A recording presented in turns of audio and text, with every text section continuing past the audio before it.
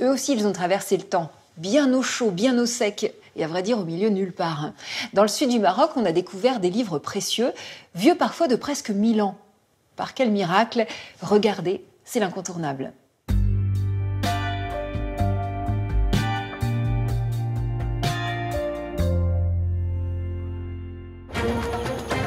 Zagora, la ville marocaine aux portes du grand désert, le Sahara. Un panneau célèbre indique toujours Tombouctou à 52 jours à dos de dromadaire. C'est bien de là, à l'extrême sud-est du Maroc, que depuis toujours les caravanes commerciales partent pour la grande traversée du désert des déserts, vers le reste de l'Afrique. Avec sa célèbre palmeraie, Zagora est aujourd'hui encore une oasis de rêve, qui demeure le point de départ de trek et autres méharets touristiques à destination du mythique Sahara. Au sud-est de Zagora se dresse le dernier village avant le grand désert, Tamgrout. En 1674, Tamgrout pleure la mort de son cher Sidi Mohamed Ben Nasser. Ce mystique soufi a fait de son village un centre religieux d'importance. Sa zaouïa, l'édifice religieux de sa confrérie, abrite aujourd'hui son tombeau. Elle est un lieu de pèlerinage et de recueillement encore visité par beaucoup de musulmans de tout le pays. Incontournable Zagora qui cache sous son sable de précieuses pages. Jean-Pierre Datchari est guide et passionné par l'histoire du Sahara marocain. Il nous emmène sur les traces de Sidi Mohamed Ben Nasser. Les personnes qui font partie de cette confrérie soufie viennent sur le tombeau pour sentir l'inspiration de cet homme.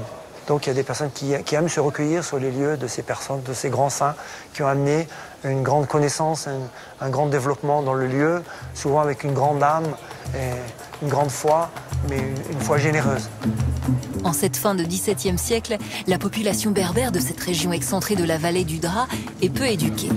Elle bénéficie pourtant d'une ouverture liée à sa situation sur la route des caravanes du désert. L'opportunité que représente ce brassage humain n'a pas échappé aux chers. Si Ben Nasser, c'est un grand savant, commerçant, donc c'est très curieux. Donc il faisait du commerce, en même temps, il agrémentait sa bibliothèque. Sa foi personnelle l'a amené à partager ses connaissances pour que cette population du Dra puisse bénéficier de cette ouverture du monde arabe qui, à l'époque, était très avancée. Il dote donc sa zaouïa d'un centre de connaissances qu'il tient à nourrir des richesses du monde arabe. À cette époque, il est à la pointe de la culture mondiale, alors que l'Europe sort à peine du Moyen-Âge. L'homme pieux emprunte les caravanes qui rallient la Mecque, véhicule essentiel de la foi et du savoir. Et aller à la Mecque à l'époque, c'était un investissement, c'est un investissement incroyable parce qu'on investissait de sa vie au moins une année de marche. Vous représentez 8000 km à pied, c'était 6 mois de voyage. Un voyage qui était très long, sur lequel il y a des personnes qui souffraient, il y a des personnes qui étaient malades, il y a des personnes qui décédaient. Aventurier et passionné de connaissances, Ben Nasser se rend 6 fois à la Mecque au cours de sa vie. Et chacun de ces voyages dure 2 ans. Il y avait le rite du pèlerinage qui durait à peu près un mois et demi. Et puis, au retour, les caravanes repartaient.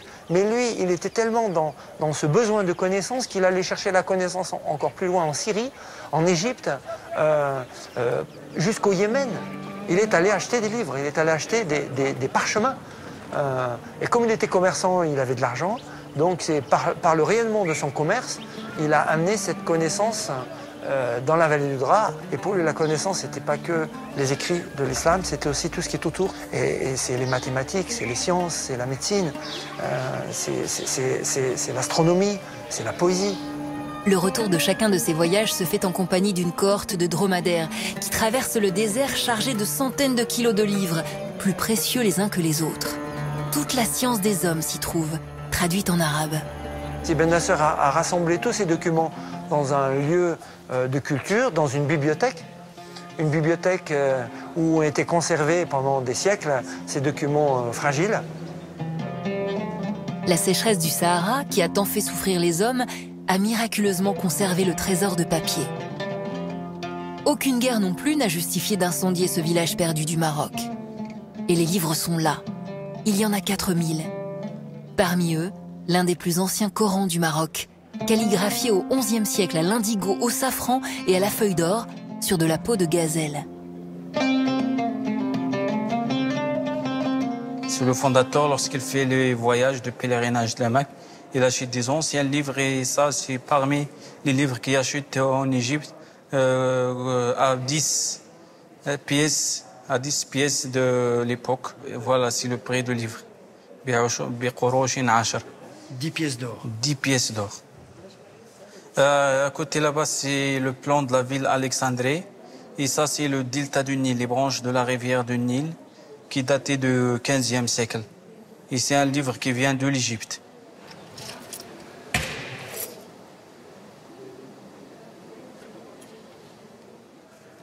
Celui-là, c'est daté du 15e siècle. Et ici, on trouve Ibn al-Banna al-Marrakouchi qui explique la théorème de Pythagore. C'est une traduction grecque en arabe que la somme des carrés, ça au carré plus ça au carré égale ça au carré, dans un triangle droit. Il explique la théorème de Pythagore et il fait encore des carrés magiques pour faire de la multiplication. Aujourd'hui, on vient de loin pour y réviser ces classiques ou pour les chercheurs, consulter des ouvrages uniques au monde. Depuis son coin de désert, la bibliothèque Nassiri a tenu sa promesse.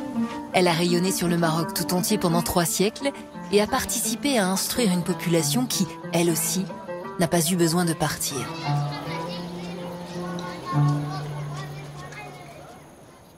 C'est donc aux portes du désert que nos routes se séparent aujourd'hui.